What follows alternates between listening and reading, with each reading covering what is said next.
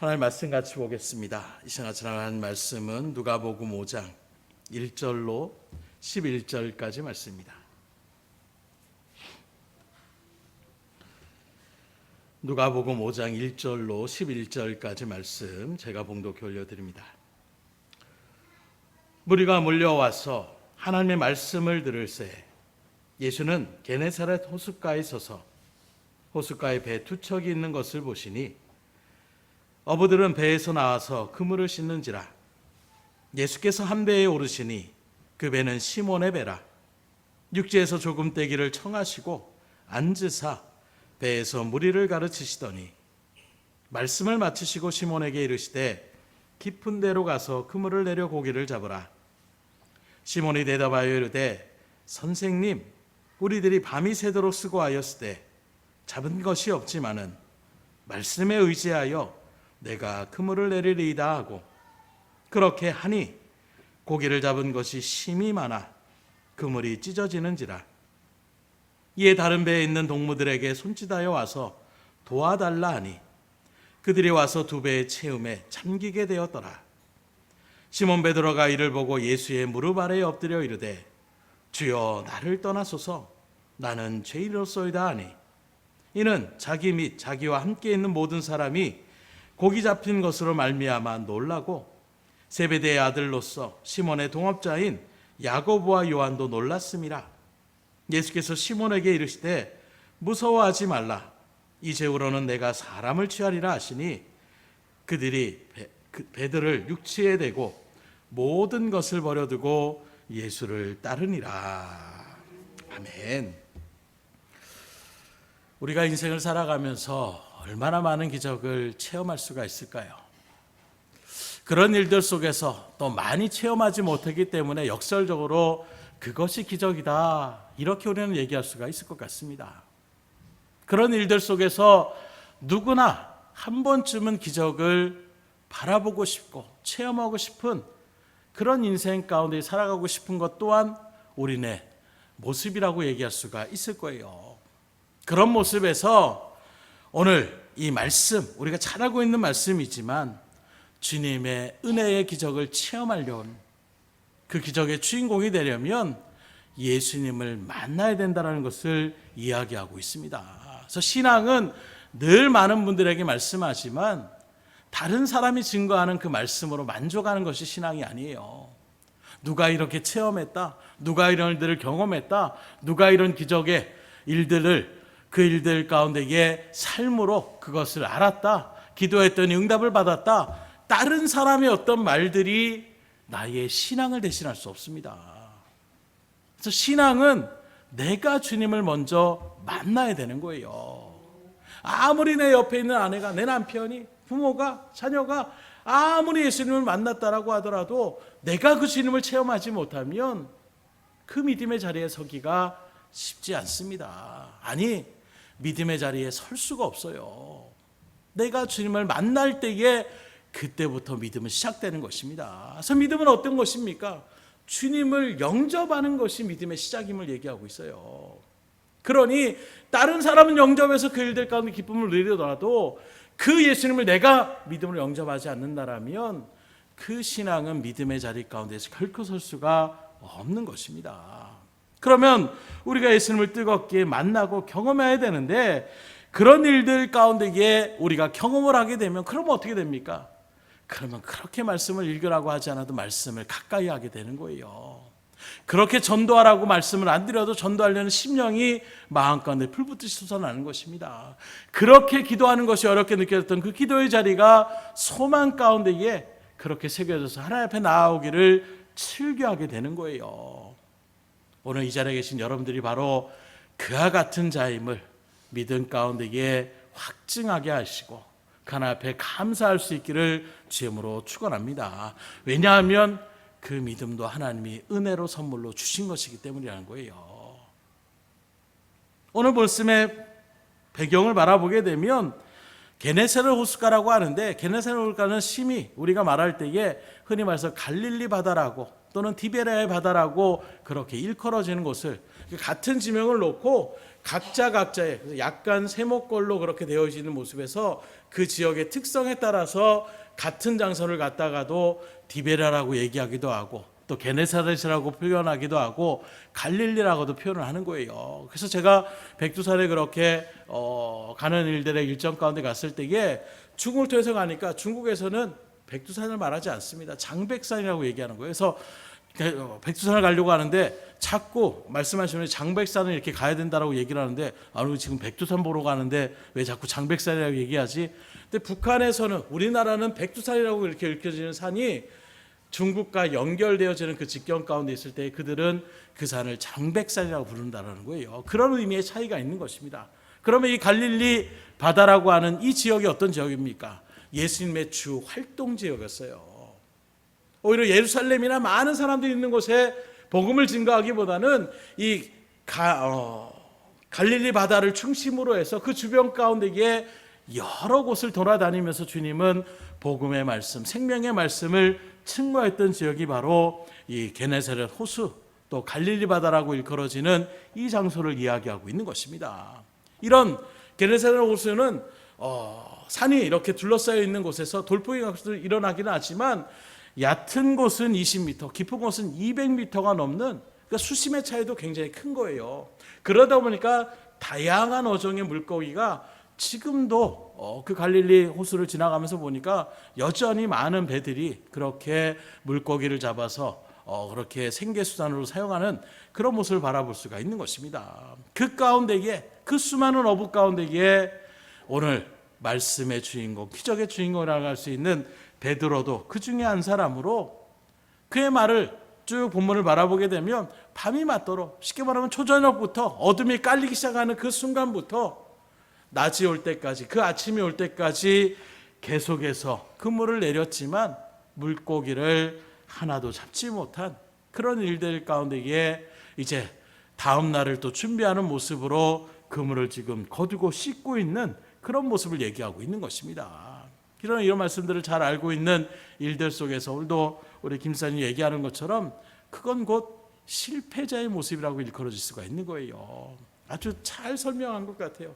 하루 종일 내가 일을 했지만 그 일한 일들에 대한 어떤 수고와 어떤 삶의 일들 가운데 대가를 받지 못했을 때의 그 가장의 또 모습은 축 처진 어깨일 수밖에 없을 거예요. 뭐라도 내가 얻어와서 그런 일들 가운데 물론 요즘은 뭐 남자만 일하는 것이 아니라 여자분들도 일을 하기 때문에 그럴 일이 있지만 흔히 제가 자랐을 때의 가장의 무게는 항상 그런 거예요. 나가서 열심히 일을 해서 뭐 흔히 말하는 뭐라고 하죠? 여우 같은 마누라, 뭐 토끼 같은 자식들 뭐 이렇게 얘기하는 것처럼 그 일들의 모습들 그 가장을 바라보면서 하루 일당의 그 모습을 통해서 뭐 먹을 것을 갖추고 그렇게 나누며 나아가는 이런 일들 속에서 하루 종일 그렇게 날심으로 자기의 직업에 충실해서 일을 했음에도 불구하고 뭔가를 건지지 못했을 때의 그 심령은 이루 말할 수가 없을 것입니다.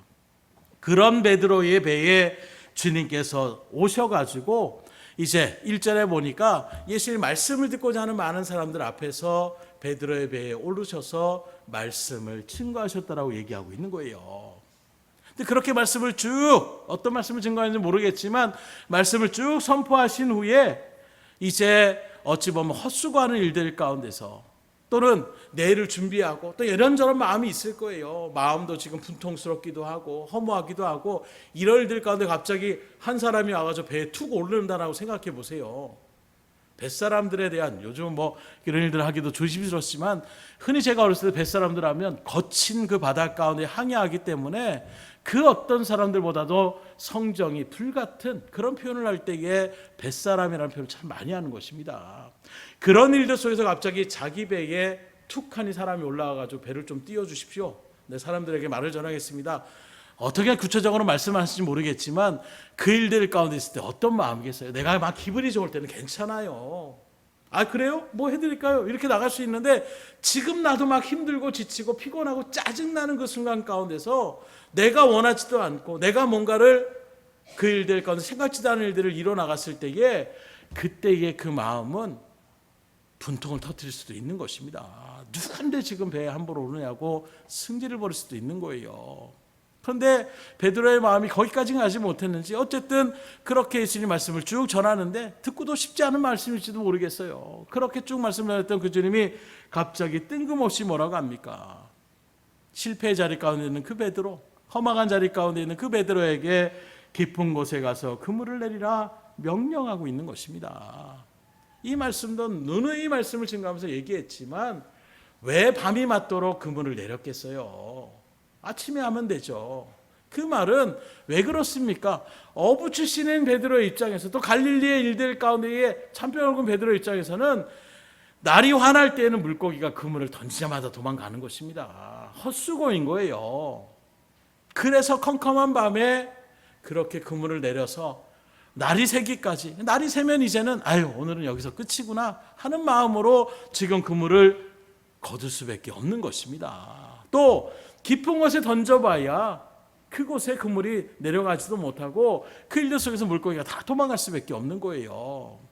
얕은 곳에 가서 그물을 던져야 그 일들에 추가 내려가서 그 일들 가운데 물고기가 도망가지 못하게 하고 잡아끄는 일들 속에서 물고기를 잡는 것, 이게 일반적인 어떤 갈릴리에서 잔뼈가 굵은 베드로의 상황이라고 얘기할 수가 있는 거예요. 흔히 말하면 상식이라는 것입니다. 거기서 물고기 잡으면 얕은 데서 껌껌한 때에 그때 그물을 내려야 그들 고기가 많이 잡힌다. 이게 상식인 거예요. 그렇다면 지금 예수님께서 깊은 데로 가서 그물을 던져, 이 말은 상식밖의 명령을 지금 전하고 있는 것입니다. 왜요? 날이 환하고 깊은 곳에는 그물을 내려봐야 물고기를 잡을 수가 없는 것입니다. 그러나 오늘 말씀에 바라보듯이 베드로는 자기의 그런 인생과 경험을 다 접어두고 말씀에 의지하여, 그래 주님의 말씀이라면 그 말씀에 내가 그냥 믿지는 장사와 같은 마음이었는지 어떤 마음인지 모르겠지만 그저 어쨌든 간에 말씀에 순종하여 그물을 내렸더니 기적의 주인공이 되었다라는 거예요. 왜요? 그러면 그물을 아무리 내려도 물고기를 잡을 수도 없는 거예요. 그런데 물고기를 한두 마리 잡은 것이 아니라 2배의 그물이 찢어질 정도로 그렇게 가득하게 물고기 잡았다라는 것은, 이것은 상식 밖의 일이고 있을 수 없는 일이기에 기적이라고 이야기할 수가 있는 것입니다.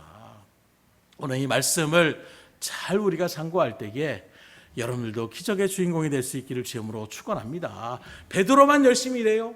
지금 여러분들은 인생이라는 바다에서 얼마나 수고하고 땀을 흘립니까? 왜 물고기를 잡으러 합니까? 뭔가 수확을 걷는 거예요. 뭔가 기쁨을 누리기 위해서, 뭔가 삶을 유지하기 위해서 베드로도 그렇게 그물을 내리는 것처럼 오늘 여러분들도 이 세상을 살아갈 때 그냥 허황 살아가는 것이 아니라 나름대로 열심히 살아가고 있지 않습니까? 물질을 또는 명예를 또는 권세를 또는 행복을 위하여 열심히 우리가 그물을 내리며 나아가는 일들 속에서 상식적인 일들, 우리가 경험에 기초하여 지식을 들어가는 그 습득의 일들 가운데서 수많은 일들을 이뤄나가는 그 속에서 과연 어떻게 할 때에 기적의 주인공이 될 수 있는지를 잘 우리가 묵상하고 오늘 베드로의 말씀처럼 말씀에 의지함으로 기적의 놀라운 주인공이 될 수 있기를 주님으로 축원합니다. 그래서 앞서 방금 말씀드린 것처럼 베드로는 주님을 만나기 전에 쉽게 말하면 실패자의 모습이었어요. 밤새도록 자기의 경험과 수단과 방법을 해서 여기에 고기가 많이 잡혔지, 이쪽에서 내리면 오늘 잡힐 수 있을까, 오늘 이쪽이 없네, 저기로 한번 가볼까. 계속 가끔씩 어부에 대한 이렇게 낚시하는 그런 프로그램을 바라보더라도 한 곳에서 계속 물고기가 안 잡으면 나름대로 그들의 포인트라고 하는, 쉽게 말하면 어부들은 다 아는 거예요. 어디에 물고기가 모이고 있는지를 대충 아는 것입니다. 그래서 그 자리로 이동을 하는 거예요. 베드로도 아마 밤이 맞도록 이곳저곳 그렇게 그물을 내리고 이것저것 포인트를 잡고서 그렇게 열심으로 나아갔을 것입니다. 그렇게 총동원을 했음에도 불구하고 물고기를 잡지 못하고 그물을 씻고 있는 거예요. 곧 베드로만 그런 것이 아니라 오늘 우리들의 삶 속에서도 우리가 원치 않는, 수고하지 않은 것 아닙니다. 밤이 맞도록 수고했어요. 최선을 다했습니다. 내가 가지고 있는 경험과 지식과 그 모든 것을 총동원해서 이렇게 하면 되지, 저렇게 하면 될 거라는 마음으로 그렇게 밤이 맞도록 일을 했음에도 불구하고 실패자의 자리, 흔히 얘기하는 세상으로 바라볼 때에 앞서 우리가 얘기한 것처럼 하나님 앞에서 믿음의 사람은 실패가 없어요. 반드시 하나님께서 은혜의 자리 가운데 인도하시기 때문인 것입니다. 그러나 세상적으로 바라볼 때에 실패자라고 생각할 수 있는 그런 자리 가운데 설 수가 있는 것입니다. 그런 모습에서 지금 여러분들은 얼마나 열심히 인생의 바닥 가운데 나름대로 그렇게 그물을 내리고 계시고 있습니까? 그런데 열심을 다한 그 일들 속에서 오히려 일을 하면 할수록 적자가 나고 원치 않은 일들이 벌어지고 오히려 힘든 인생의 일들 가운데서 이렇게 하면 즐거울 줄 알았는데 이렇게 하면 행복할 줄 알았는데 오히려 더 힘들고 불행하고 지치는 삶 가운데로 나아가는 것이 또한 우리의 인생의 구요곡절임을 우리가 바라볼 수가 있는 것입니다. 그런 모습에서 우리도 모르게 한탄할 때가 있어요. 아니 왜 이렇게 하는 일마다 꼬일까? 답답함을 토로하며 나갈 때가 있는 것입니다. 많은 지식과 경험을 통하여 그 일들을 진행해도 그것이 통하지 않는 절망의 상태 가운데 이르게 되는 것이 우리네 인생의 여정이더라는 거예요. 그런데 오늘 본문의 말씀을 잘 바라보게 되면 그런 모습 가운데서 주님이 찾아오셨다는 거예요. 그 말씀을 잘 보면 주님은 인생의 성공자. 그래 너 잘했어. 열심히 수고했다. 그렇게 하니까 내가 얼마나 기쁜지 모르겠다. 어떤 일들 가운데 정말로 성공한 인생, 그 일들 가운데 행복한 인생, 그런 인생 가운데 주님께서 찾아오신 것이 아니라 오히려 실패의 앞에서 인생의 좌절의 그 순간 가운데서 어찌할 바를 모르는 그 괴로움과 고통의 시간 가운데 있는 그 영혼을 주님은 찾아오시더라는 거예요. 곧 잘했어, 수고했어 칭찬하시고 축하해 주려고 주님께서 오신 것이 아니라 물고기를 밤이 맞도록 잡지 못하는 말 그대로 괴롭고 정말로 좌절과 실망 가운데 있는 그 인생 가운데에 있는 베드로를 찾아오셨다라는 거예요. 성경을 바라보게 되면 그러한 발걸음을 참 38년 동안 정말 너무 원망하면서 괴로워했던 그 병자를 주님이 찾아오시더라는 거예요. 엠마오로 정말로 주님의 그 십자가의 죽음을 바라보고 우리가 완전히 이제 끝이다 하는 마음으로 터덜터덜 예루살렘에서 엠마오로 내려가는 그 제자들을 주님이 찾아오시고 동행하시고 말씀을 선포하시고 깨닫게 하여 주심으로 다시금 그들이 예루살렘으로 돌아가서 복음의 증거자 역할을 감당하는 그런 일들 가운데 쓰임받게 되는 것, 이게 바로 저 여러분들을 만나주시는 예수님의 긍휼과 은혜와 사랑의 모습임을 믿으시기를 주님으로 축원합니다. 그래서 우리가 바라볼 때에도 사람들을 만날 때에도 기쁨으로 만나는 사람이 있는가 하면 부담이 되는 사람들이 있어요. 왜 그래요? 기쁨으로 만나는 사람들은 내가 좀 지치고 실패해도 위로해 줄 수 있고 힘을 내라고 할 수 있고 도움을 줄 수 있는 이런 사람들을 만날 때는 기쁠 수가 있어요. 그러나 도움을 줄 수 있는 그런 상황이라고 할지라도 평소에 그 사람 성향이 불같이 화를 낸다든가 이런 일들 가운데 따지고 묻는다든가 이러면 우리의 마음 가운데 부담이 먼저 생길 수밖에 없는 것입니다. 그런 주님 말씀하는 거예요. 수고하고 무거운 짐 다 내게로 오라. 내가 너희를 쉬게 하리라. 따져 묻겠다라는 것이 아니에요. 너 왜 실패했어? 너 이렇게 하는데 왜 그렇게 해가지고 넘어졌어? 그렇게 하니까 안 되지. 책망하기보다는 먼저 그 마음을 품어주시고 이해하시고 위로하시며 그리고 결국에는 변화시켜 주시는 그 주님이 바로 저와 여러분들의 주님임을 믿으시기를 주님으로 축원합니다. 그러게 오늘도 여러분들의 마음 가운데 슬픔이 있습니까? 좌절이 있습니까? 절망이 있습니까? 주님의 그 음성에 귀 기울일 수 있기를 주님으로 축원합니다. 바로 오히려 그 순간이 주님을 만날 수 있는 때임을 여러분들이 아셔야 돼요. 우리 가끔 그래요. 내가 믿음 생활 잘하게 되면, 내가 뭔가 성공하게 되면, 내가 번듯한 삶을 살게 되면 그럼 내가 그때 교회 다니겠습니다. 그때 내가 예수님 믿겠습니다. 아니더라는 거예요. 많은 일들 가운데 주님의 사역의 모습을 특별히 초점하여 바라보게 되면 실패하고 좌절하고 사람들에게 완전하게 무시당하는 내 힘으로는 아무것도 할 수 없다라는 그 겸손의 심령의 일들 가운데에 주님은 그때 만나주시는 거예요. 왜 만나주세요? 비웃으려고 만나주시는 것이 아닙니다. 책망하라고 만나주신 것이 아니에요. 그 인생을 역전시켜 주시기 위해서, 그 인생의 놀라운 기적을 체험케 하시기 위해서 주님이 만나주시는 거예요. 오히려 반대로 교만해서 내가 물질이 있어서 내가 내 뜻대로 다 하는 일들이 잘 돼서 그런 사람일수록 오히려 주님의 만남을 거부하더라는 것입니다. 지금 바쁩니다. 지금 내가 이것 때문에 신경 써야 됩니다. 다음에 만나겠습니다. 이게 우리의 모습이더라는 거예요. 그러니 인생으로 바라볼 때에는 성공한 사람들에게 사람들이 많이 몰려들 수 있지만 오히려 역으로 주님은, 우리 하나님은 여러분들이 낙심하고 좌절하고 이제는 내 뜻대로 안 된다, 이제는 내 손을 벗어났다, 이제는 내가 어쩔 수 없다라는 바로 그 절망의 때가 주님을 만날 수 있는 최적의 때임을 믿으시고 이 시간 주님 앞에 간절한 마음으로 주님을 만나심을 통하여 큰 기적의 주인공이 될 수 있기를 주님으로 축원합니다. 그래서 성경은 이렇게 역설적인 모습을 우리에게 말씀으로 많이 증거하고 있어요.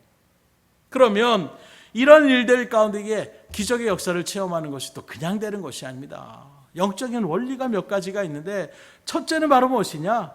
먼저는 주님을 당연히 만나야 되는 거예요.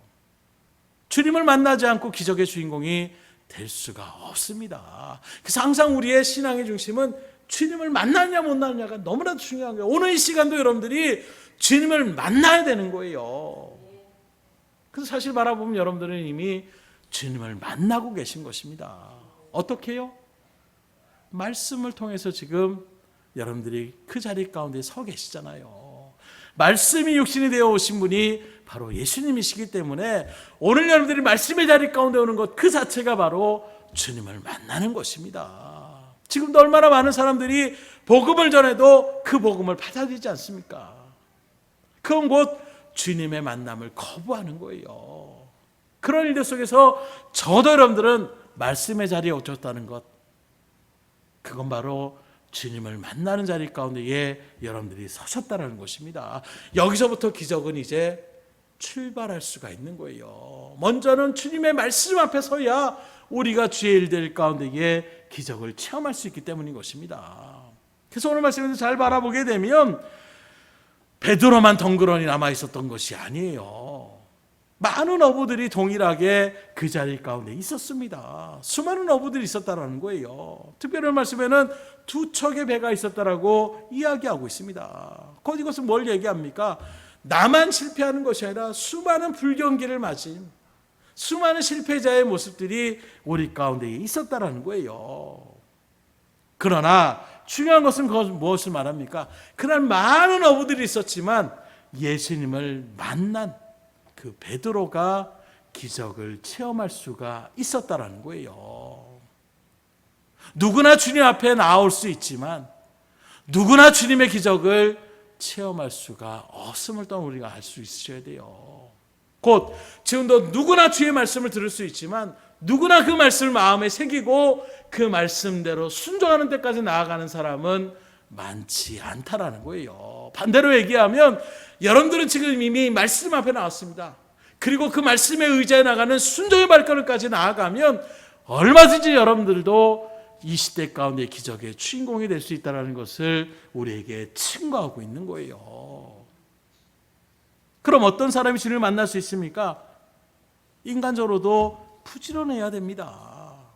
신앙도 부지런하게 신앙생활을 하셔야 된다는 것을 증거하고 있어요. 오늘 본문의 베드로를 바라봅니다. 밤이 맞도록 수고를 했지만 고기 한 마리 잡지 못했어요. 그렇지만 그는 포기하거나 실망하는 자리 가운데 있기보다는 또 그 다음 날을 준비하는 거예요. 그게 바로 무엇입니까? 그물을 씻는 것입니다. 난 이제 못해보겠다. 어부 생활 때려치겠어. 이 정도의 자리까지 나가지 않는 거예요. 그 속에서 그래 오늘은 안 됐지만 또 다음 날 내가 최선을 다해서 또 물고기를 잡아야지. 그래야 또 내가 생계를 유지하고 가정을 이뤄나가는 일들 가운데 쓰는 그런 일들 속에서 그물을 또 열심히 그렇게 손질하고 있는 것입니다. 마찬가지예요. 믿음의 사람들도 부지런하셔야 돼요. 성경은 게으른 자들의 자리 가운데 서는 것을 우리에게 권장하고 있지 않습니다. 계미의 모습을 보고 배우라는 거예요. 열심으로 그렇게 나아갑니다. 그리고 우리나라 마태복음 25장의 탈란트의 비유에도 바라보십시오. 악하고 게으른 종아 내가 슬피 울며 이를 갈미 있으리라. 게으른 자를 주님은 결코 칭찬하지 않습니다. 착하고 충성된 종이라고 칭찬하시지 그래 네가 좀 게으르지만 괜찮아 이렇게 말씀하시지 않는 거예요. 신앙은 부지런하셔야 되는 것입니다. 여러분들도 말씀을 부지런히 읽으셔야 돼요. 기도를 부지런히 하셔야 돼요. 전도의 사명을 부지런히 감당하셔야 되는 것입니다. 그냥 나태한 가운데 있으면 오히려 그 일들 가운데에 주님의 놀라운 기적의 역사의 주인공의 자리는 나와 멀어질 수밖에 없는 거예요. 두 번째로 빈배에 오셨다라고 얘기하고 있습니다. 이 빈배라는 의미는 무엇입니까? 뒤에 바라보면 물고기가 2배 가득하다라고 얘기하고 있어요. 곧 빈배라는 것은 실패의 자리, 실패 인생을 상징적으로 또한 보여줄 수가 있는 것입니다. 그러한 베드로처럼 오늘 우리의 삶 속에서도 말씀드린 것처럼 그런 실패를 원하지 않는 그런 일들의 자리 가운데 우리가 종종 휘몰아칠 때가 있는 거예요. 어떤 때는 건강이 그 일들 가운데에 빈배와 같이 힘든 지경 가운데 설 수가 있는 것입니다. 어떤 때는 사업이, 직장이 그 일들 가운데에 제대로 되지 못하는 일들 속에서 빈배와 같이 아무것도 없는 상태가 될 수 있는 거예요. 또 어떤 때는 인간관계로 인하여 빈배와 같이 허무해질 때도 우리가 느낄 수가 있는 것입니다. 그런데 보면 이렇게 빈배가 되었을 때에 인간은 어떻게 되느냐? 겸손해지더라는 거예요. 뭔가 내가 있다라고 하면, 뭔가 내가 마음 가운데에 그래도 의지할 것이 있다라고 하면 그 자존심이라는 것을 내려놓기가 쉽지 않은 거예요. 그래서 믿음의 간증들의 역사들을 또 기적의 은혜들을 체험했던 사람들의 한결같은 공통점이 하나가 바로 무엇이냐? 뭔가 내가 잘 될 때 주님께서 만나주신 것이 아니라는 거예요.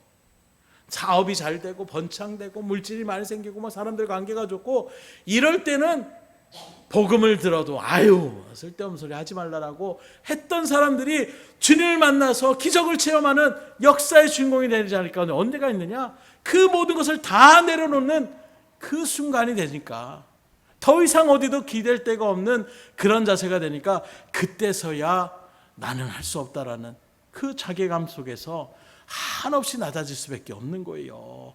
바로 그런 낮아진 심령에 주님은 찾아오시는 것입니다. 만나주시는 거예요. 성경의 대표적인 인물로 늘 여러분이 말씀하는 모세가 바로 그와 같았습니다. 왕자의 자리에서 수많은 군사 기술을 배우고 싸움 기술을 배우고 수많은 어떤 학문들을 배우는 그 정말로 혈기왕성할 때에 나름대로 내가 이스라엘 백성들을 구원해버리라. 그때는 처절하게 실패하는 거예요. 왜요? 내가 앞서 나가니까. 그리고 40년이 지나서 이제는 어떻게 합니까? 이제는 하나님이 직접 오셔가지고 야 내가 너를 사용해서 그 이스라엘 백성들의 그 정말로 고통을 내가 알고 보고 그리고 너를 통해서 그들을 구원하려는 계획을 내가 세웠다. 그때의 모세의 반응이 무엇입니까? 지금 이때를 내가 기다렸습니다. 아니에요. 이제는 마음이 완전히 낮아질 때로 낮아졌습니다. 40대 아마 하나님께서 그렇게 했다라면 그래 하나님 나 정도 되니까 하나님 날 찾으셨지 항상 자기를 드러냈을 거예요. 돌로 치려고 하는 사람들이 있다라면 칼을 먼저 빼들어서 그들의 목을 쳤을 것입니다. 그러나 이제 그가 80세의 나이가 되어져서 40년의 광야길 가운데에 늘 어쩌면 반복되는 그런 삶의 모습 속에서 완전히 낮아질 때는 이제는 애굽에 내가 왕자였던 과거를 회상할 정도의 모습이 아닙니다. 뭐라고 표현합니까? 나 이제 겨우 지팡이 의지하며 나가는 노인에 불과한 사람입니다. 철저하게 낮았어요. 이런 내가 뭘 할 수 있습니까? 그때 주님께서 말씀하는 거예요. 내가 너와 함께 하겠다는 것입니다. 네가 가진 지팡이를 내가 능력의 지팡이로 바꿔놔서 그 일들 가운데서 충분히 맡겨진 삶을 감당할 수 있도록 만들어 주시겠다라는 거예요. 그러니 그 위에 발걸음 가운데 모세가 반란을 일으키는 그 백성들 앞에서 칼을 들고 그들에게 언변으로 이렇게 얘기하는 것이 아니라 하나님 앞에 그대로 문제를 갖고 나오는 거예요. 철저하게 낮아진 그의 모습을 바라볼 수가 있는 것입니다. 우리의 믿음의 모습을 바라보더라도 그런 모습들이 우리가 수없이 말씀을 들어도 여전히 내 생각이 앞서는 모습들이 너무나도 많이 있다는 거예요. 목회자들도 마찬가지고 믿음의 성도들 가운데 마찬가지입니다. 뭔가 내 색을 아직도 주장하며 나갈 때가 참 많이 있어요. 아니 그렇게 하면 목사님 안 됩니다. 지금 시대는 이런 시대입니다. 내 생각이 더 옳다라고 하는 그 마음이 있을 때에 기적의 주인공의 자리는 멀어질 수밖에 없는 거예요. 주의 말씀이라면 상식 밖의 일일지라도 시대를 거스르는 말일지라도 하나님의 말씀이 그렇다라면 그 말씀대로 내가 모든 것을 감내하며 내려놓겠습니다. 철저하게 주의 말씀 앞에 겸손함을 받아들일 때에 그때에 기적의 주인공의 역사의 자리 가운데에 설 수가 있는 거예요. 그러니 오히려 저는 그런 모습에서 그래서 때로는 그래요. 부족하기 때문에 더 감사하다는 고백을 할 때가 참 많이 있습니다. 왜요? 많은 일들 가운데 자신의 능력과 재능과 이런 일들을 통해 나갔던 사람들의 한결같은 모습은 하나님의 영광을 온전하게 돌리기보다는 자신의 어떤 모습을 자랑하고 나타내기를 즐겨하더라는 거예요. 그리고 그런 일들 가운데 이게 예외 없이 주님의 어떤 그런 강력한 치리의 손길들을 또한 경험케 되더라는 것입니다. 그래서 저는 어떤 분들은 그래요. 그런 일들 가운데 그래도 크게 한 방 맞고 크게 하면 크게 하는 이런 일들 가운데 있는데 저는 그런 것들이 아닌 것 같아요. 그냥 주의 일들 가운데서 그렇게 환난당하지 않고 그냥 하나님의 일들. 그래서 저는 항상 저의 어떤 신앙의 일들 가운데 다 여러분들에게 그렇게 말씀하는 거지만 저는 이삭의 삶을 그래서 너무 좋아해요. 아버지의 주신 어떤 믿음의 일들이 그대로 남아있는 일들 속에서 그도 때로는 실수한 잘못된 선택을 할 때도 있지만 그는 재빨리 하나님의 음성에 귀를 기울입니다. 그리고 그 하나님의 뜻대로 금방 나아가요. 그리고 그런 마음의 일들 가운데 여유로움이 있습니다. 그래서 우물을 팔 때에도 파면 물이 나오면 사람들이 와서 뺐습니다. 가죠. 그리고 계속해서 하나님을 의지하는 나오는 일들 가운데서 넉넉함에 그러니까 철저하게 하나님을 의지하는 믿음 가운데 서니까 그 가뭄 속에서도 그는 100배의 그런 소출을 거두는 그런 일들 가운데 서게 하여 주시더라는 거예요. 그렇게 양보하며 나가는 일들만 섰을 뿐인데도 오히려 그런 사람들이 그걸 빼앗던 사람들이 오히려 이삭을 갖다가 당신은 보통 사람이 아닙니다. 우리하고 절대 싸우지 않도록 화친을 맺기 원합니다. 오히려 이렇게 하나님의 은혜를 체험했던 사람이 바로 이삭의 삶이라는 거예요. 각자의 삶의 모습이 있지만 그 성향을 따라 하나님은 이끌어 가시더라고요. 그런 모습에도 저는 하나님 앞에 감사함을 느낄 때가 참 많이 있어요. 특별히 신앙적인 일들 가운데서는 뭔가 그런 부분에 대해서는 세상적으로는 참 둔하다는 얘기를 참 많이 들어요. 그게 그런 뜻이어서 이렇게 하는데 신앙적인 일들에서는 그래도 그런 일들을 민감하게 받아들이는 그런 마음을 주셔가지고 지금은 이런 때이구나 이런 생각들을 주님께서 주실 때가 참 많은 것 같아요. 바울의 모습 오늘 새벽에도 나눴지만 바울을 바라보십시오. 이거 가시 하나 빼주십시오. 우리가 같이 말씀 나눈 것처럼 그 가시를 위해서 3번이나 간절마음으로 기도했습니다. 그런데 하나님의 음성은 무엇입니까? 내 은혜가 내게 족하다. 그러면 바울이 무슨 이게 은혜입니까? 할 수도 있는데 그 음성을 듣고 바울이 깨닫게 되는 거예요. 그래, 내가 가말리엘의 문화생으로 또 로마의 시민권을 갖고 육신적인 일들 가운데 내세울 것이 너무나도 많은데 거기에 기적의 일들, 심지어 그의 손수건이나 앞치마를 갖다가 몸이 하나이니까 수많은 병자들이 고칠 수 없을 때에 그냥 손수건만 아픈 사람 위에 얹어도 그 사람이 그 병이 나아지는 놀라운 일들을 체험하게 되는 그런 사람들이 바울을 어떻게 바라보겠어요. 실적으로 이방인들이 그 놀라운 기적을 행하러 나갈 때에 그 바울을 갖다가 신적인 존재로 그렇게 칭송하는 모습들도 많이 나옵니다. 그런 모습에서 가진 학문도 많지요. 어떤 세상적인 지위도 나름대로 있지요. 배움의 학식도 있지요. 기적의 역사를 나타내는 그런 능력도 있지요. 사람으로서 충분히 그 일들 가운데 교만의 자리에 설 수 있다는 것입니다. 그런데 그 육체에 가시가 있음을 통하여 그리고 내 은혜가 내게 족하다는 이 주님의 음성을 통해서 그 깨달은 것이 그 믿음의 고백이 무엇입니까? 오히려 약한 자로 강함을 이기게 하심에 감사하다라는 거예요. 그 말은 무엇입니까? 내가 강한 자의 이치 가운데 있었으면 초반에 그런 일들 속에서 그래서 마가라는 청년이 같이 성교팀에 들어가다가 도중에 난 더 이상 힘들어서 못하겠다 도망을 쳐버립니다. 그리고 2차 전도여행 갈 때에 똑같이 바울과 바나바가 그 일들을 진행하는데 다시금 바나바는 기회를 주는 거예요. 그때 그랬는데 다시 좀 하고 바울이 그때 강력하게 반대합니다. 그 조그만 일도 버티지 못한 놈을 갖다가 우리가 어떻게 갈 수가 있느냐고. 우리가 세웠던 그 일들, 그러면 1차 전도여행은 개척과 같은 일입니다. 2차 전도여행은 그들의 어떤 일들 가운데 어떻게 됐는지를 돌아보는 그런 차원에서 가는 발걸음인데 이런 사람 데리고 가가지고 무슨 은혜가 되겠냐라고 철저하게 바울이 거부를 하는. 그래서 바울과 바나바가 갈라지게 되는 원인이 되는 거예요. 그 말은 무엇입니까? 그만큼 바울의 성정이 강했어요. 거침이 없었습니다. 그랬는데 이제 그런 육체의 가시를 통해서 철저하게 낮아지는 거예요. 그리고 더 간절하게 하나님을 찾게 되는 것입니다. 그리고 깨닫게 되는 것이 내가 정말로 이런 능력의 일들 가운데 하나님을 찾지 않고 내가 마치 능력을 발휘하는 것처럼 생각하고 내가 어떤 가진 재주로 하나님의 쓰임받아야겠다라는 그 교만의 자리에서 하나님 앞에 책망을 받는 것보다 육체적으로 사람들에게 왜 저럴까? 이런저런 일들 가운데에 나름대로 정말로 처해야 되는 모습이 있을지라도 그러할 때일수록 오히려 하나님을 더 붙잡고 나아가는 그 믿음의 자리에 서는 것이 오히려 더 큰 은혜의 자리, 결국에는 주님과 함께하는 자리가 영원한 은혜의 자리 가운데 들어가는 것을 믿음으로 바라봤던 바울에게는 그래요, 내가 육체의 가시를 통해 오히려 하나님을 더 인식하게 되고 오히려 하나님을 더 붙잡게 되어지니 이게 오히려 나에게는 은혜입니다 라는 고백이 나오는 거예요. 그러기에 빈배가 되는 여러분들의 인생이 있을지라도 사람들의 시선에 굴하지 마세요. 스스로의 마음 가운데 책임감을 갖지 마십시오. 오히려 그런 일들을 통해 하나님은 여러분들을 채워주시기를 원하고 바라시는 거예요. 기적으로 그 모든 일들의 역사 일들 가운데로 이끌어 가실 그 주님의 손길을 믿음 가운데 세울 수 있기를 주님으로 축원합니다. 거기에 물고기가 가득했다고 생각해 보세요. 주님 배에 오르려고 해도 오를 수가 없는 거예요.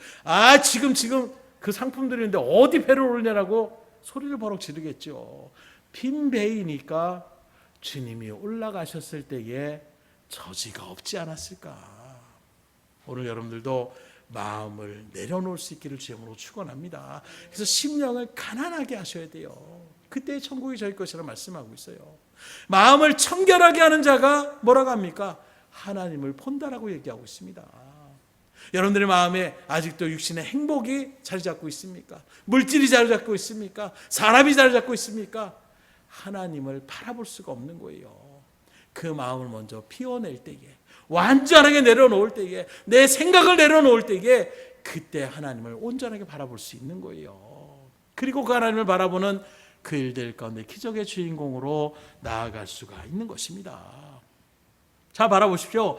어떤 때 기적이 또 일어납니까? 나의 기죽한 것을 주님 앞에 드릴 때에 기적의 역사가 일어나는 거예요.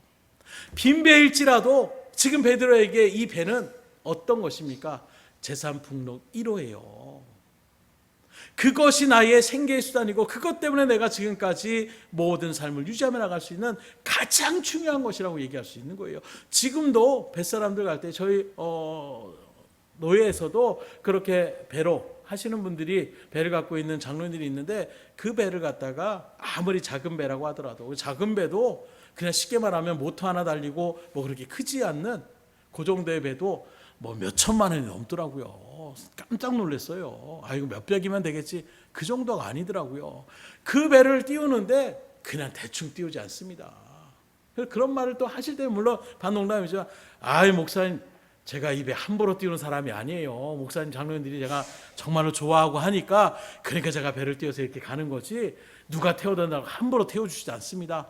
그만큼 소중한 거예요. 베드로가 지금 빈배일지 몰라도 여전히 그 배는 베드로에게서 가장 소중한 재산 목록 1호인 것입니다. 근데 그 배를 지금 주님 앞에 잠시 빌려드리는 거예요. 자기가 초청해서 예수를 모신 것도 아닙니다. 예수님이랑 배 위에 올라가시는 거예요. 그리고 배 좀 띄우세요. 그런 일들 속에서 베드로는 그대로 순종함으로 받아들이는 것입니다. 곧 이런 일들 가운데 영적인 원리는 무엇입니까? 오늘도 주님 우리가 가지고 있는 그 꽉 쥐고 있는 것 이것만은 놓치지 않습니다는 그걸 내려놓을 때에 기적의 주인공이 될 수가 있다는 거예요. 그때 주님이 그거 가져가십니까? 자, 이 배는 이제 내 거야? 이렇게 말씀하는 것이 아니에요. 잠시 빌리는 것입니다. 오늘도 주님은 여러분들에게 어쩌면 여러분들에게 소중한 것을 빌리기를 원하시는 거예요. 아니 수많은 어떤 기독교 역사를 바라보면 우리의 생명을 빌리실 때도 있습니다. 생명을 바치라고 할 때도 있는 거예요. 그런데 그건 무엇입니까? 우리를 죽이려고 생명을 빌리는 것이 아닙니다. 나 생명 주시면 나 죽는데요? 아니에요. 우리에게 생명을 빌리는 것은 우리를 영생의 은혜의 자리 가운데 구원하시게 하여 생명을 빌리시는 거예요. 우리의 육신을 빌리려고 하십니다. 왜요? 망가뜨리려고 하는 것이 아니라 건강을 주시려고, 하나님 앞에 열심으로 충성하는 일들 가운데에 놀라운 주님의 역사를 체험케 하시려고 때로는 우리의 육신을 빌리시기를 원하실 때가 있는 거예요. 우리의 재능을 빌리길 원하십니다. 왜요?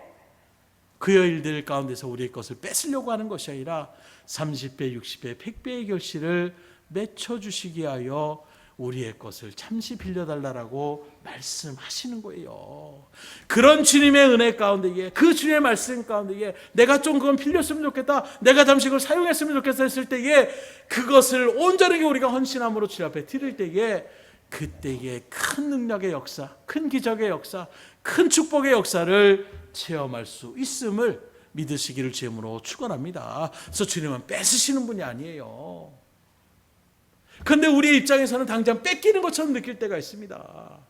그러나 주님은 그것을 갚아주시는 거예요.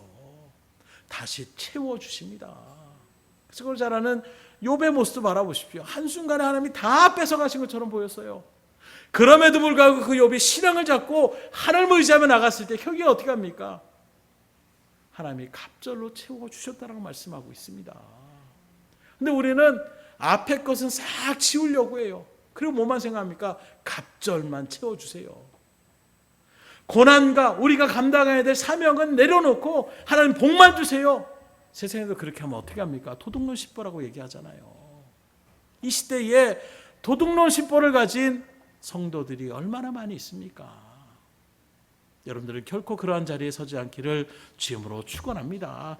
작은 것 하나도 주님 앞에 드리지 못하면서 하나님 앞에서는 많은 것을 나한테 내가 바라고 하는 그 모든 것들을 내가 주님 앞에 어쨌든 바라는 것이 있다라면 우리가 그 작은 것을 바라겠어요?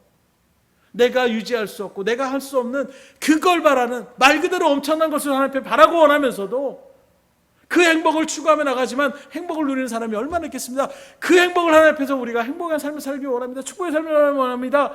그것이 작은 것이겠냐라는 거예요. 큰 것을 우리가 원하면서 작은 것 하나도 주님 앞에 내어놓기를 우리가 거부한다면 어떻게 되겠습니까? 만약에 베드로가 빈배라고 할지는 그거 내 재산 어디다 발을 내리십시오, 딴 데 가십시오, 그러면 기적의 주인공의 자리에 멀어지는 거예요. 다른 사람이 기적의 주인공의 자리, 어떤 사람입니까? 그 모든 것을 내어줄 수 있는 사람이 기적의 주인공이 될 수 있는 것입니다. 성경에 나오는 수많은 기적의 역사들의 주인공을 바라보십시오. 주님의 뜻대로 모든 것을 내어드리는 그 발걸음 가운데 역사하십니다. 그 물질 때문에 주님 앞에 양심없던 가룟들은 어떻게 됩니까? 결국에는 주님의 말씀을 끝까지 배척하며 나가는 그들 속에서 비참할 자리에 서잖아요. 비참함의 대명사가 됐잖아요. 사울의 왕의 모습을 바라보십시오. 그 가진 왕자의 자리, 그 가진 어떤 재물의 일들, 그 가진 사람들의 명예의 일들을 놓지 못하는 그 모습 가운데서 하나님의 말씀을 쳐버리는 것을, 그리고 비참한 그런 최후를 맞이하는 것을 우리가 얼마나 많이 알고 있습니까? 비워놓을 수 있으셔야 돼요. 너는 칼과 잔창과 그 모든 것을 나아가고 있지만 나는 만군의 여호와 이름으로 나가니라. 내 돌팔매를 갖고 나간다. 내가 이걸로 사자도 때려잡았다. 너 같은 거는 자기의 능력을 의지하며 나가는 것이 아닙니다. 철저하게 나의 모든 것을 비워놓고 그 자리에 주님과 함께 나아갈 때에 그 물맷돌 알망에 골리앗이 무너지게 되는 거예요. 이런 말씀들 우리가 모르는 것이 아닌데 정작 이것이 우리 가운데 적용되었을 때는 우리가 그대로 나아가지 못하니, 그러니 기적을 체험하지 못한다면 이것만큼 안타까운 것이 어디 있겠어요. 먼저 나의 모든 것을 내려놓을 수 있기를 주님으로 축원합니다. 그래서 누가복음 6장 38절에 이렇게 증가합니다. 주라, 그리하면 너희에게 줄 것이니 곧 후이되어 누르고 흔들어 넘치도록 하여 너희에게 안겨주리라. 너희의 헤아리는 그 헤아림으로 너희도 헤아림을 도로 받을 것이니라. 우리가 주면 끝나는 것이 아니에요. 손해보는 것으로 끝나는 것이 아니라 하나님이 대갚아 주시겠다는 말씀하고 있어요. 근데 그것도 어느 정도냐? 후이 두르고 넘치도록 채우시다라고 얘기하고 있습니다. 이 말씀 믿음으로 받아들이시고 주님께서 빌리시고자 할 때에 선뜻 그것을 내어놓을 수 있기를 주님으로 축원합니다. 그때 주님 역사하시는 거예요. 네 번째로 기적의 주인공이 되려면 가장 중요한 것일지 모릅니다. 순종하셔야 돼요. 순종밖에 없어요. 주의 말씀을 듣는 데까지가 끝이 아닙니다.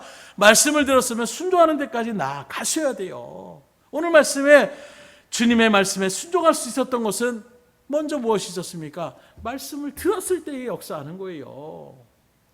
내가 뭘 순종해야 되지? 순종하세요. 뭐를요? 말씀을 듣지 못하면 왜라는 말이 우리가 다시 나올 수밖에 없는 거예요. 그러나 주의 말씀을 들을 것부터 시작할 때에 우리가 순종을 나가는, 그래서 먼저는 말씀을 들으셔야 돼요. 그래서 우리는 로마서의 말씀처럼 믿음은 들음에서 나고 들음은 그리스도의 말씀으로 말미암느니라. 그래서 말씀을 읽으시라는 거예요. 말씀을 잘 들으시라는 거예요. 말씀을 순종하시라는 거예요. 그래서 계시록 1장 3절에 이렇게 증거합니다.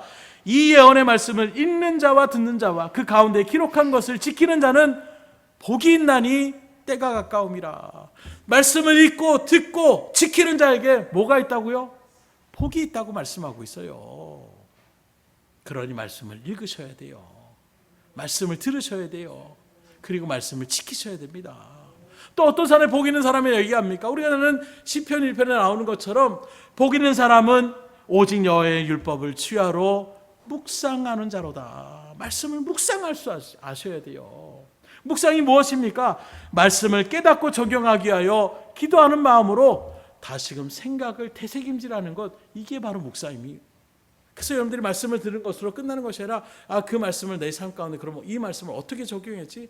베드로 이렇게 역사의 주인공이 되는데 그럼 나는 어떻게 주님 앞에 순종할 수가 있지? 주님은 지금 나에게 어떻게 순종하라 말씀하시지? 이걸 내가 생각하고 그것을 주의 일들 가운데 깨닫게 되면 그대로 지켜나가는 데까지 가셔야 되는 거예요. 그게 바로 묵상인 것입니다. 그래서 우리는 듣는 건 참 잘해요. 그런데 그걸 내 삶으로 적용하는 이 묵상의 시간이 없기 때문에 경우에는 딴 사람의 다윗의 역사지, 그건 아브라함의 역사지, 그건 이삭에게 주신 축복이지, 나하고는 별개의 축복이 될 수밖에 없는 거예요. 그 사람들의 말씀으로 우리가 기록의 말씀, 또 말씀을 나누는 이유는 그 삶을 갖다가 나의 삶으로 어떻게 적용해야 되는지. 시대가 바뀌었잖아요. 삶이 바뀌었잖아요. 그 삶 속에서 어떻게 그 말씀을 우리 가운데 적용할 수 있을까? 우리가 그 일들을 묵상하며 주님 앞에 기도하는 마음 나갈 때 하나님은 깨닫게 하여 주십니다. 그리고 그대로 순종하며 나갈 때에 기적의 주인공이 되는 거예요. 그래서 오늘 베드로는 뭐라고 합니까? 주여, 그 일들 가운데에 밤이 맞도록 내가 그물을 내릴 일들 가운데에 아무것도 잡은 것이 없지만 말씀에 의지하여 내가 그물을 내리리이다. 말씀에 의지하는 무엇입니까? 순종하겠다라는 거예요. 그렇게 하니 6절은 바로 얘기합니다. 순종했더니 던지고 난 다음에 보십시오. 던지고 났더니 아예 안 되지 않습니까? 이렇지 않은 거예요. 말씀에 그대로 순종하면, 그래 내 생각과 상식을 다 내려놓고 나아가는 그런 일들 가운데에 내려놓을 때에 그때 역사가 일어나는 거예요. 그래서 앞서도 말한 것처럼 베드로에게 있어서 깊은 곳에 그물 내린다, 상식 밖의 일입니다. 날이 환한데 그물을 내린다, 상식 밖의 일입니다. 말도 안 되는 지금 하고 있는 거예요. 그러나 자신의 경험과 수단과 생각을 다 내려놓고 주의 말씀이 그렇다라면 그럼 내가 내리겠습니다. 그냥 말씀에 의지하여 내가 손해보더라도 한 번 더 내가 힘들더라도 그냥 하나님의 말씀이 그렇게 하겠습니다. 나 죽었습니다 하고 내려놓을 때에 그때 하나님은 역사를 하시는 거예요. 제가 신앙을 할 때에도 또 수많은 믿음의 간증들 때도 마찬가지더라고요. 요것만큼 안 될 때는 안 됩니다. 이게 되겠어? 뭔가 비상식적이야 라고 생각하면서 거부할 때는 은혜가 되지 않아요. 그런데 정말로 그래, 오늘 죽나 사나 한번 내가 하나님 앞에 죽기 살기로 나아가보자, 내려놓자, 내 생각 내려놓고 그래 간절하게 부르짖으라고 했으면 간절하게 부르짖어 보겠다. 그리고 그냥 소리치는 거예요. 그랬더니 하나님이 은혜를 주시더라고요. 주의 말씀에 순종함으로 기적의 주인공이 될 수 있기를 주임으로 축원합니다. 그래서 주의 일들 가운데 기적이 주는 깊은 곳으로 가시는 거예요. 상식 밖의 자리로 나아갈 수도 있는 것입니다. 말씀에 의지하는 삶이 바로 깊은 곳으로 나아가는 것입니다. 말씀에 의지하는 삶이 바로 그물을 내려놓는 거예요. 그리고 그 말씀에 의지하며 나갈 때에 나오는 반응이 무엇입니까? 내가 죄인임을 고백하는 거예요. 아니, 선뜻 이해가 되십니까? 지금 물고기가 가득 잡혔어요. 그러면 우와, 정말로 대단하신 분입니다. 그냥 하나님 앞에 영광 누릴 수도 있는데 베드로의 반응은 무엇입니까? 주여, 나를 떠나서 나는 죄인입니다. 그리고 부연 설명을 합니다. 왜 이런 고백을 하고 있느냐? 이는 자기 및 자기와 함께 있는 모든 사람이 고기 잡힌 것으로 놀라고, 아니 놀랐는데 왜 고백을 합니까? 근데 다른 말씀과 연결되어서 바라보게 되면 이미 베드로에게 그의 친구였던 요한이 와서 저분이 바로 하나님의 우리가 기다렸던 메시아다. 베드로가 거기에 대해서 선뜻 가지 않습니다. 그런 일들의 모습 베드로가 알아본 거예요. 정말로 이분은 그리스도신데, 내가 그 주님을 알아보지 못하는 일들 가운데, 그리고 정말로 그분이 그리스도라고 한다면 나 같은 죄인된 심령이 어떻게 주님과 함께 있을 수 있느냐, 그 믿음의 겸손의 마음, 그 낮아짐의 마음으로 고백이 나가야 되는 거예요. 이런 모습에서 저도 성령의 은혜를 체험할 때에 가장 먼저 내는 것이 주님, 내가 잘못했습니다, 내가 죄인입니다, 고백이 나오게 되더라고요.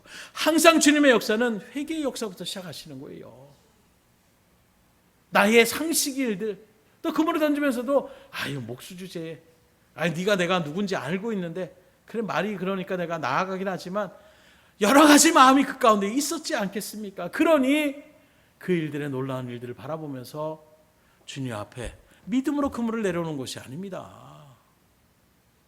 그 마음이 찔림이 되어져서 내가 잘못했습니다, 내가 죄인입니다, 주님 앞에 철저하게 나의 생각을 내려놓는 그 신앙의 고백 가운데서 주님이 어떻게 합니까? 사명을 부여하여 주시는 거예요.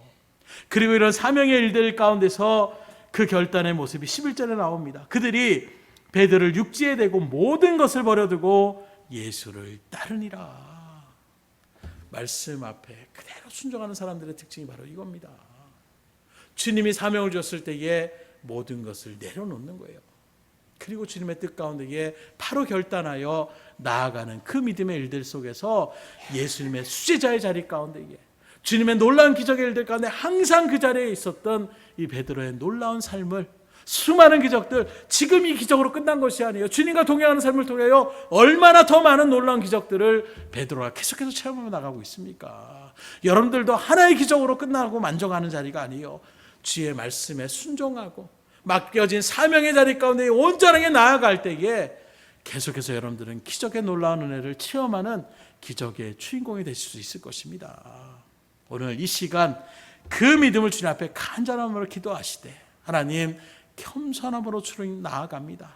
주의 말씀을 믿음 가운데 새기게 하여 주시고 그 뜻대로 살아가게 하여 주시옵소서. 그 중심 앞에서 주님의 맡음과 사명을 다시금 새기며 그 뜻대로 나아갈 때에 하나님 우리를 통하여 믿음의 역사, 놀라운 구원의 역사를 이루게 하여 주시옵소서. 주님 앞에 간절함으로 기도하시고 주의 일들을 이뤄나가심으로 기적의 주인공이 다 될 수 있기를 주의 이름으로 축복합니다. 기도하겠습니다.